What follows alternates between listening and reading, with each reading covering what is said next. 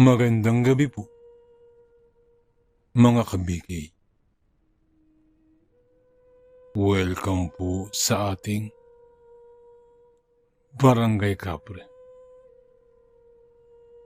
Ako po muli, si Boy Kapre. At isa na naman pong kwento na mula sa tunay na pangyayari ang ating ibabahagi. Pakinggan natin.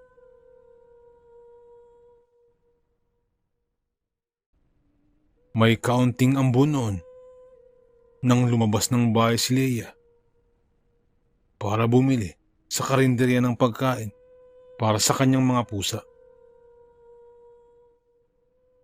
Nakaugalian na niya yun. Noon pa man,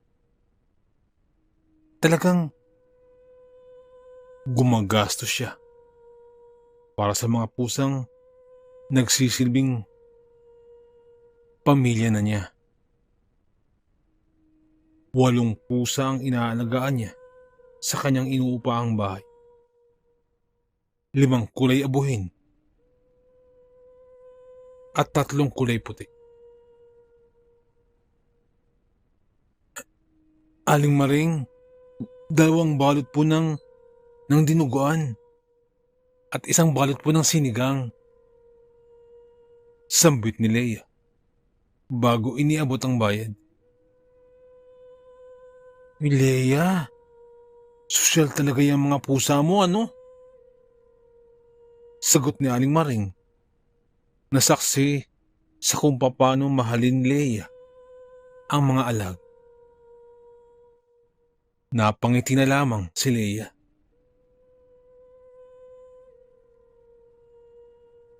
Pagkatapos kunin ang biniling ulam, naglakad na rin si Leia paalis ng karinderya. Katulad ng dati, dadaan na naman siya sa iskinita ng Ramon. Meron siyang alaala sa nabanggit na iskinita. Doon niya napulot ang isa niyang pusa na si Marcy. Habang tinatahak ang kahabaan ng Ramon, ay sinasabayan ni Leia ng pagkanta ang bawat paghakbang. Natigil lamang siya nang may marinig siya. Dahilan para bumagal ang kanyang paglalakad. Lumingon-lingon pa sa paligid si Leia.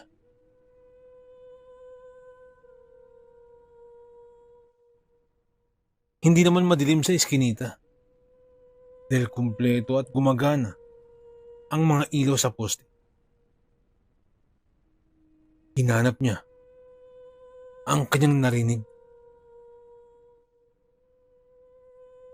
Isa yung ngiyaw ng pusa. Kaya agad napukaw ang kanyang atensyon. Ming! Ming!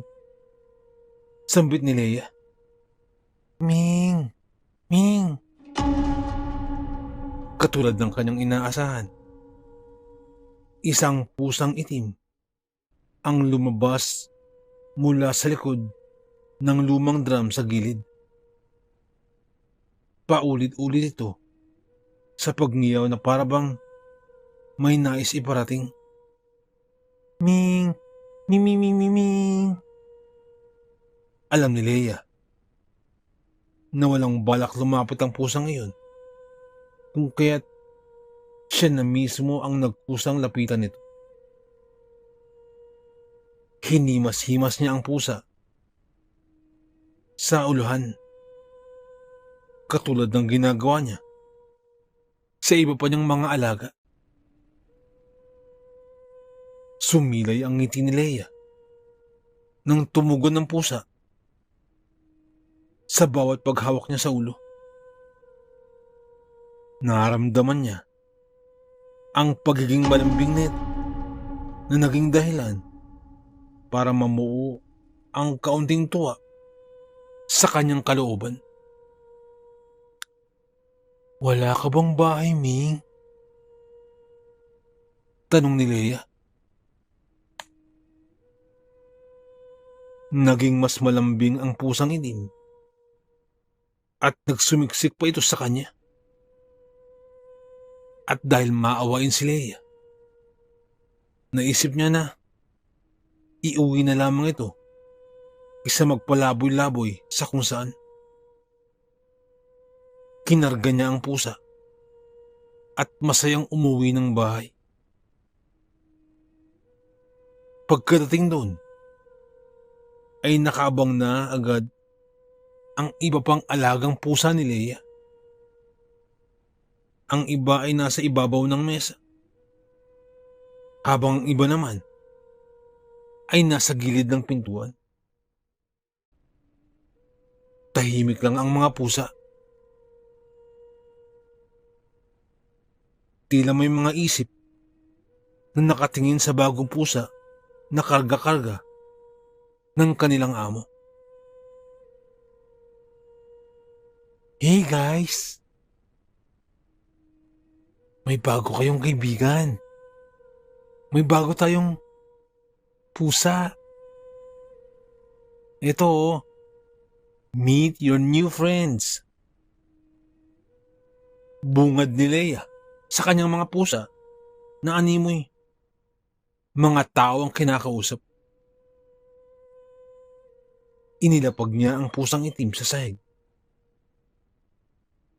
Agad namang umiwas ang tatlong pusa at lumundag sa ibabaw ng mesa. "Teka lang ha, ihahanda ko lang ang pagkain." Nagtungo si Leia sa maliit na kusina at doon sinimulang paghaluin ang kanin at ulam. Yung dinuguan niyang binili. Mula sa kanyang kinatatayuan, tanaw niya ang mga alaga na magkakasama.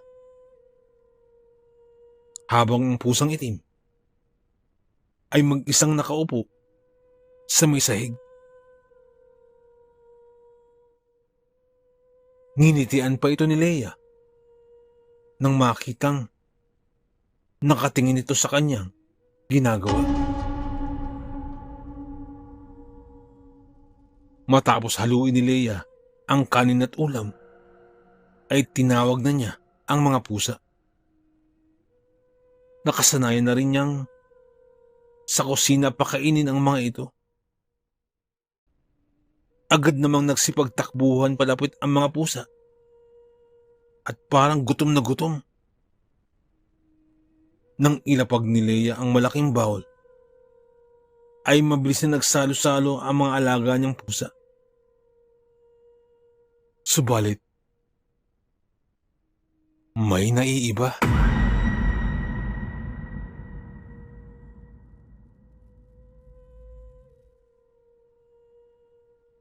Napansin niyang ang bago niyang ampon na naroon pa rin sa pwesto nito kung saan ito inilapag ni Leia.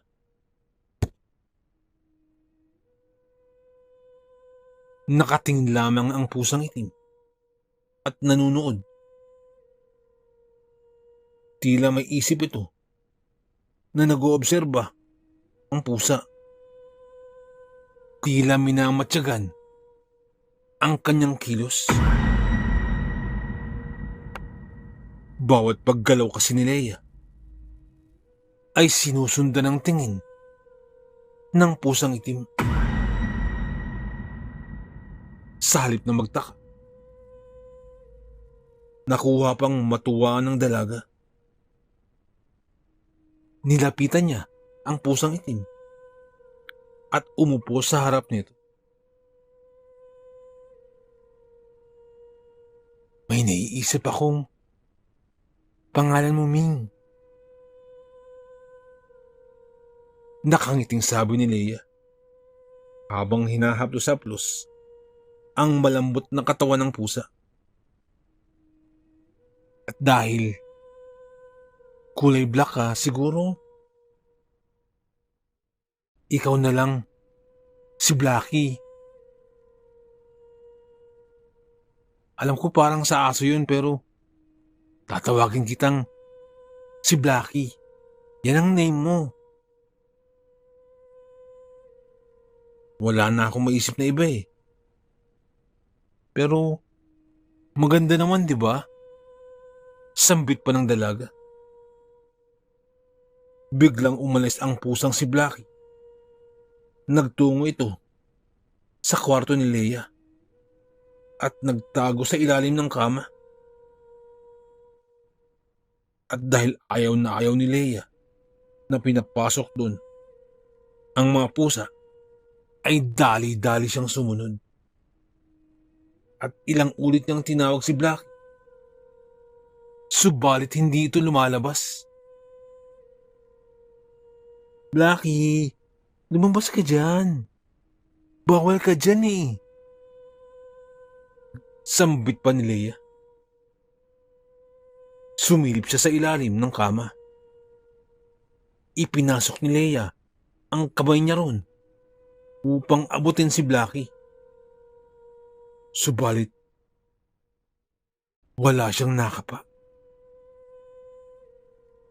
Kung kaya naman ay nagkaroon siya ng kaunting pagtataka. Saan napunta yun? Hindi pa man nagtatagal ng 10 segundo ay narinig na niya si Blackie.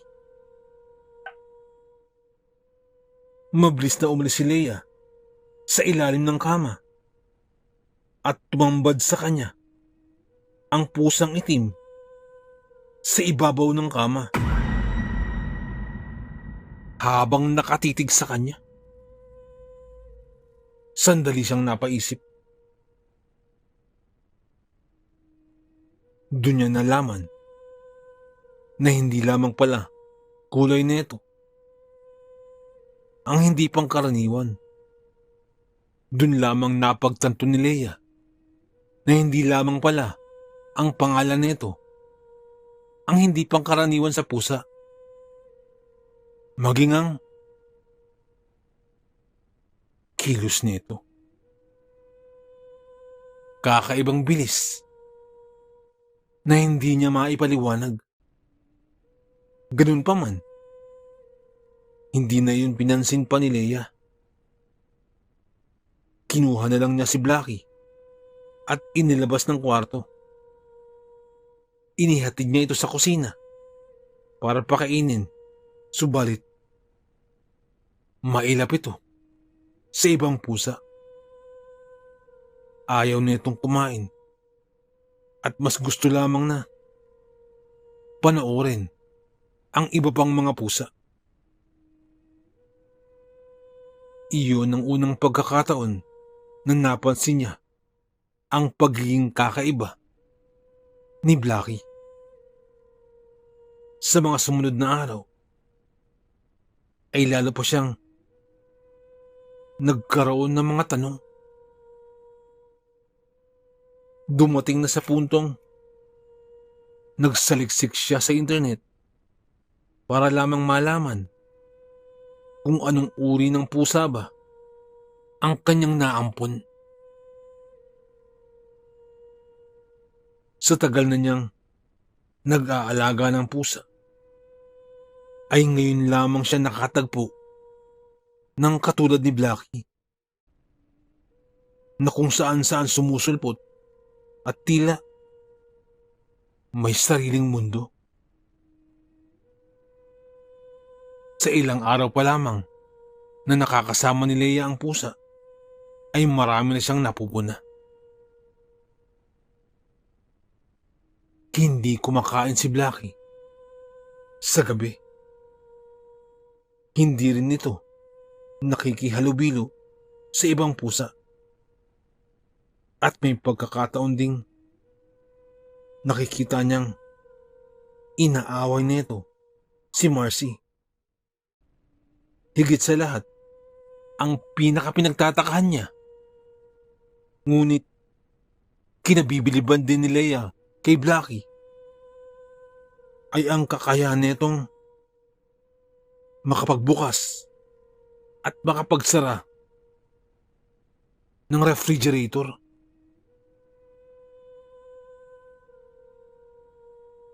Lunes ng hapon nun, galing si Leia sa trabaho at talagang binugbog ng pagod. Pagbukas pa lamang niya ng pinto, natanaw na ni Leia si Blackie habang binubuksan ang refrigerator. Nang magtagumpay ito, nanlaki na lamang ang mga mata ni Leia nang makitang kinain nito ang tinira niyang barbecue. Pero higit doon, mas nagulat pa si Leia nang makita niyang na parang taong isinara ni Blackie ang refrigerator.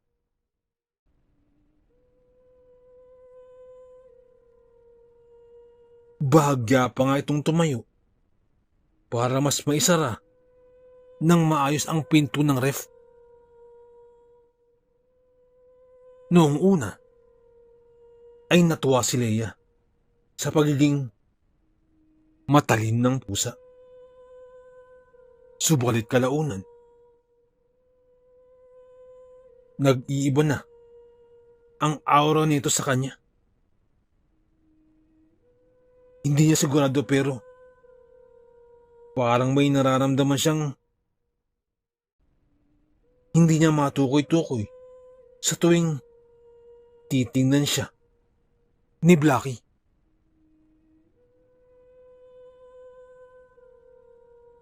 Isang araw, nagtitikop si Leia ng mga damit niya na sinilong kanina mula sa sampayan. Nakabukas ang pinto ng kanyang silid. Sapat lang para makita ang mesa sa sala at kung saan naroroon ang mga pusa niya. Pero gaya ng dati, wala dun si Blackie. Hanggang sa umabot na ang hating gabi, ay wala pa rin si Blackie. Kaya naisipan na ni Leia na hanapin ang pusa. Sa pagkabahalang baka nakalabas ito ng bahay at muli na namang naligaw. Subalit, wala siyang nadatnan na Blackie sa sala maging sa kusina. Naisipan niyang magtungo sa CR. Pero pagdating na ron, ay may nakita siyang anino na hindi niya mawari kung saan nagmula. Anino yun ng isang tao. Kaya naman, mabilis na dinaluhong ng kaba ang pagkatao ni Leia. Sandali siyang napako sa kanyang kinatatayuan. Unti-unti rin siyang napaatras. At sa tagal na niyang nangungupahan doon, ngayon lamang siya nakaranas ng ganito.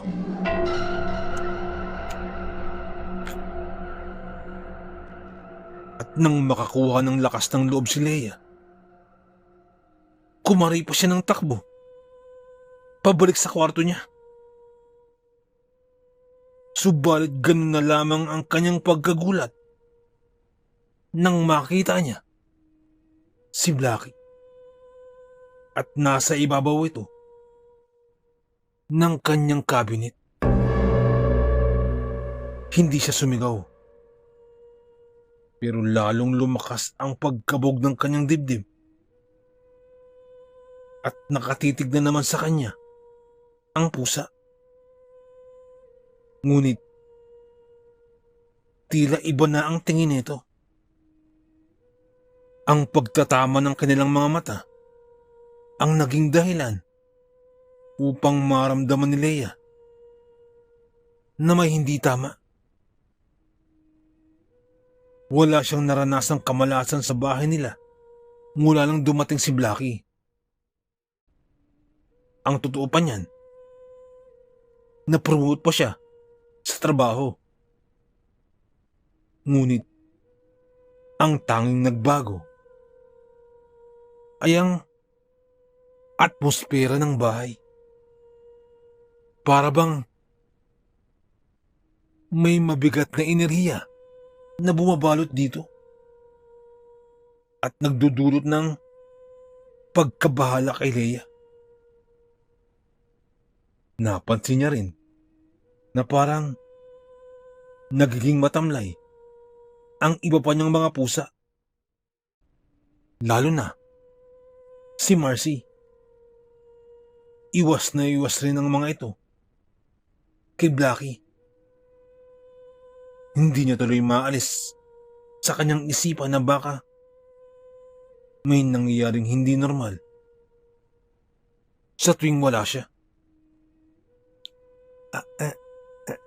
Hello, Blackie. Gusto mo bang matulog dyan?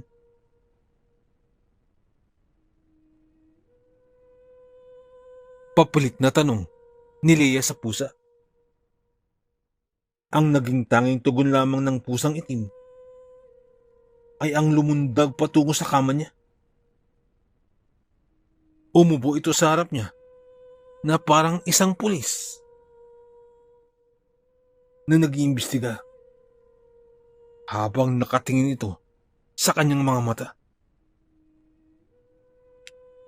Iyon ang nakapagpataas pa ng mga balahibo ni Leia. Hindi niya maintindihan ang mga titig nito. Kaya sa halip na labanan, ay si Leia na ang umiwas sa titigan. At nagkunwaring may hinanap sa loob ng cabinet. Habang nakatalikod sa pusang itim, malakas ang pakiramdam ni Leia na nakatingin pa rin sa kanya si Blackie. Nang muli siyang humarap, ay nalaman niyang tama nga ang kanyang hinala. Ni hindi inalis ni Blackie ang tingin sa kanya. Sa puntong iyon, napalunok na si Leia. Nagsipagtayuan ang mga balahibo niya sa katawan. At nagsimula na rin tumagaktak ang pawis niya sa buong katawan. Hindi na nagawang mabilang pa ni Leia kung gaano siya katagal nakadikit sa kabinet habang nakaharap sa kanya ang pusang itim. Wala siyang ibang inaabangan kung hindi ang susunod na magaganap. Laking pasalamat niya nang bumaba na si Blackie mula sa kama niya at naglakad na ito palabas ng kwarto nang hindi tumitingin sa kanya. Ngunit sa kabila nun, ang labis na ipinagtataka ni Leia ay kung bakit nakabukas na ang pinto niya. Gayong isinara niya yun kanina. Hindi nakatulog si Leia ng gabing iyon. Hindi rin siya nakapasok sa trabaho dahil sa sobrang pag-iisip at pag-aalala para sa sariling kapakanan at para na rin sa kanyang mga alagang pusa. Isa sa mga pinag-iisipan niya ng magdamag ay kung paano mawawala si Blackie sa bahay. Ang una niyang binabalak ay ang dalhin sa malayong lugar ang pusang itim at doon iwanan. Ang pangalawa naman ay batid niyang hindi ganoon kadaling gawin dahil walang kapantay ang pagmamahal niya sa mga pusa. Subalit, nagtatalo pa rin sa utak niya kung maaari niya nga bang ihanay si Blackie sa mga pusa niya. Gayong mas higit ito kung mag-isip at kumilos. Kaya ng mga sandaling yun, nagtatalo pa ang kanyang isipan at puso. Kung kakayanin niya nga bang lasunin si Blackie. Pasado 5:00 na ng hapon, nang muling maisipan ni Leia na lumabas ng kwarto para sana bumili ng makakain sa labas. Bubuksan pa naman niya ang pinto nang makarinig siya ng ingay mula sa sala.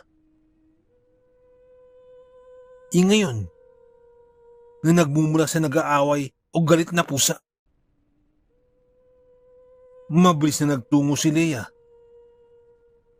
sa pinanggalingan ng tunog.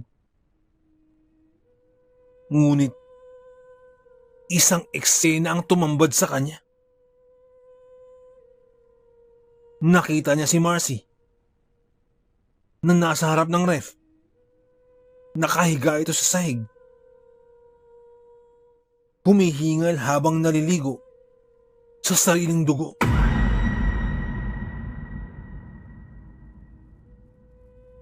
Agad tumulo ang luha ni Leia at dali-dali siyang tumakbo papalapit sa kinalalagyan ni Marcy.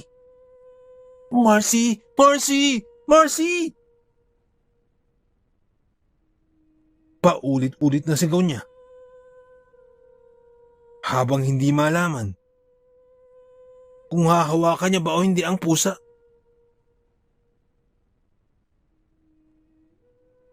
Paulit-ulit na sigaw niya habang hindi malaman kung aakapin o bubuhatin ng pusa.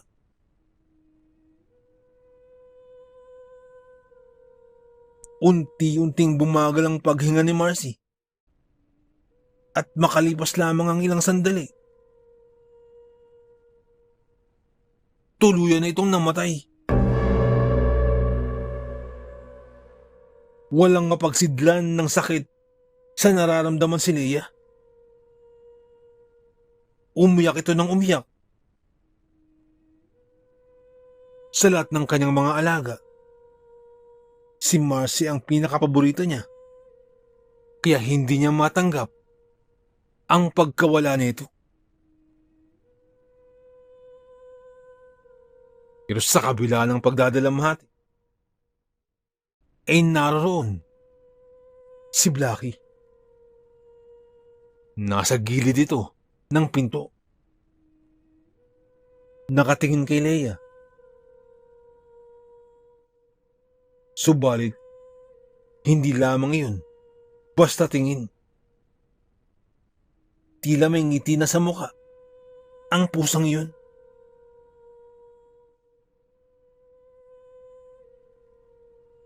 Si Leia naman, may takot siyang nararamdaman. Ngunit mas namayani ang kanyang galit. Namayani ang galit sa kalooban ni Leia.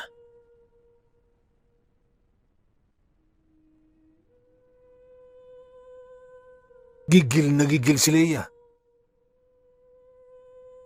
habang nilapitan niya si Blackie. Kinarga niya ito palabas ng bahay at nagmamadaling tumakbo palabas ng kanilang barangay. Nang makakita si Leia ng paparating na taxi, ay agad niya itong pinara. Walang ibang tumatakbo sa kanyang isipan. Walang ibang tumatakbo sa isipan ni Leia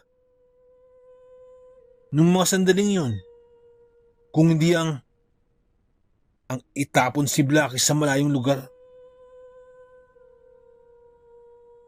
Manong, sa Santa Cruz po tayo,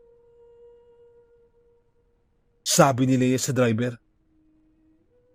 Habang karga pa rin si Blackie na parang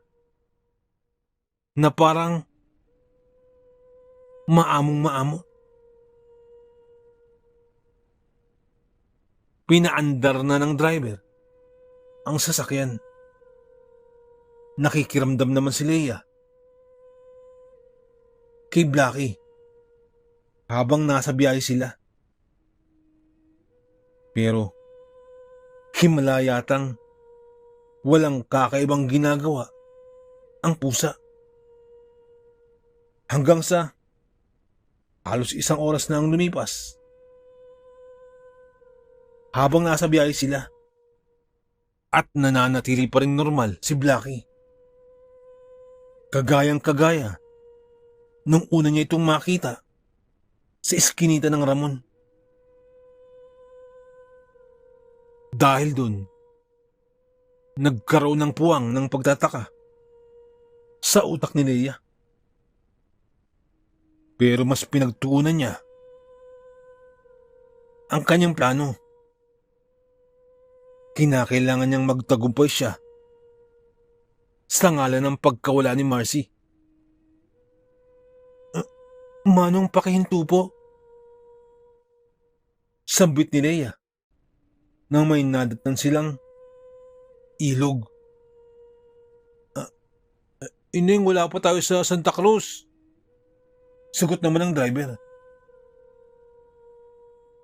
Nang ihinto ng matanda ang sasakyan, ay walang pakundangang lumabas si Leia.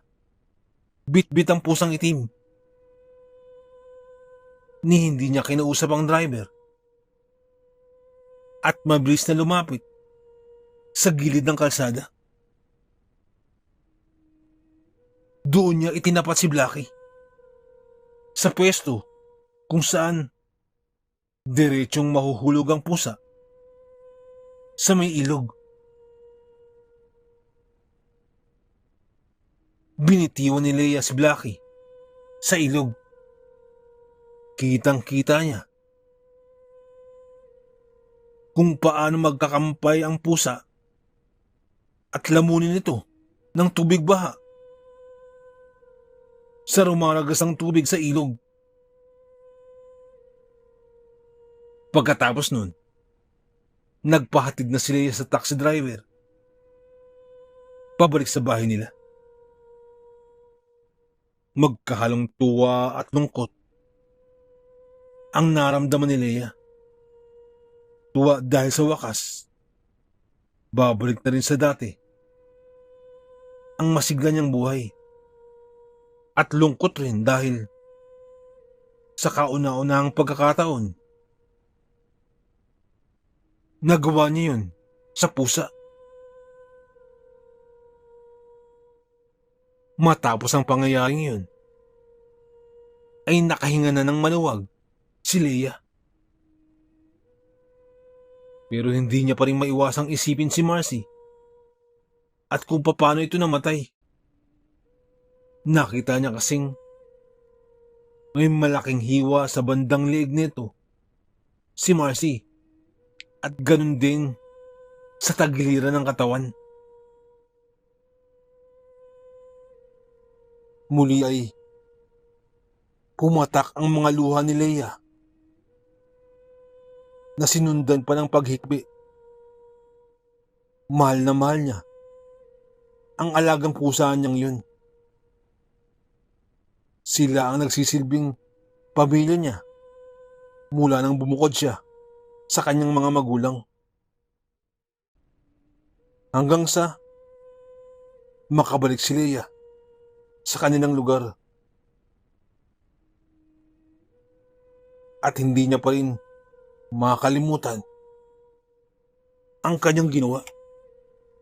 Pero ang higit na tumatak sa kanyang isipan ay ang huling tingin sa kanya ni Blackie habang nasa ilog na para bang makahulugan ang tingin na yun na tila nagbabadya na hindi pa tapos ang lahat. Habang naglalakad pa uwi, nang matanaw ni Leia ang kanyang bahay, ay binilisan na niya ang lakad. Ang naiwan niyang duguan na si Marcy sa harap ng ref ang nagtulak sa kanya upang magmadali. Kaya naman, hindi na siya nagsayang pa ng oras. Binuksan niya ang pinto ng bahay at agad na pinukulan ng tingin ang kinalalagyan ni Marcy. Sa pagkakataong ito, wala na raw ng pusa. Wala na ang katawan nito. Tanging bakas na lamang ng dugo ang naiwan. Maging ang ibang pusa ay nawawala na rin. Sinuyod niya ng tingin ang buong bahay, ngunit wala siyang nakita. Tinawag na rin niya ang mga iyon sa kani-kanilang mga pangalan. Pero ni isa ay walang lumabas na pusa. Maya-maya ay agad-agad na kumabog ang kanyang dibdib na parang pag-ungol din ng mga pusa. Naging aligaga ang mga mata ni Leia habang inaalam kung saan nagmumula ang mga ungol na yun. Pero nang mapagtanto niya kung saan yun nanggagaling, ay agad-agad na kumabog ang dibdib ni Leia sa ref. Doon niya narinig na nanggagaling ang mga ungol. Tarantang binuksan ni Leia ang ref at doon tumambad sa kanya ang mga alaga niya. Naninigas at nagsisiksikan. Napatakip na lamang ng kanyang bibig si Leia at napaupo sa sahig. Pero hindi pa rin natatapos ang lahat. Dahan-dahan siyang napalingon nang marinig niyang may isa pang pusa na humihiyaw. Nang harapin niya ito, ay tumambad sa kanya si Blackie. May maliit na ngiti ito sa kanyang bibig at naghahatid iyon ng malubhang takot kay Leia. Agad na napaatras si Leia hanggang sa mapadikit siya sa pader. Nanlalaki ang kanyang mga mata at halos maiyak na siya sa kanyang nasasaksihan. Ngunit mas lalo pang nanikip ang kanyang dibdib nang makita ang lumalaking anino sa likuran ni Blackie. Kumorte iyon ng tao at unti-unting lumapit sa kanya. Dahil doon ay hindi na nakagalaw pa si Leia. Dahan-dahan lumapit si Blackie sa kanya.